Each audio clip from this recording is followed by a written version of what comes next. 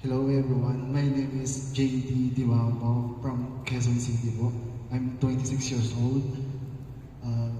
Actually, this is my first time po to join this mga ganitong mga activities. So, bale, dream ko lang po maging model po, kaya po nag-try po ako sa DMV po. So, discover ko po siya sa Facebook po.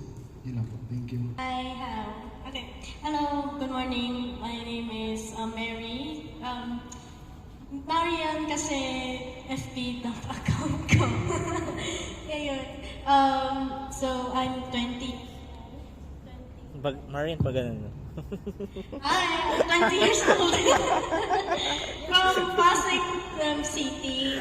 Bakit gusto ko dito? Kasi, yeah, gusto ko maging artista. Kaso lang nag-delay yung sa TV5. So, ay naghanap na lang ako. And they recommend me to do the full workshop.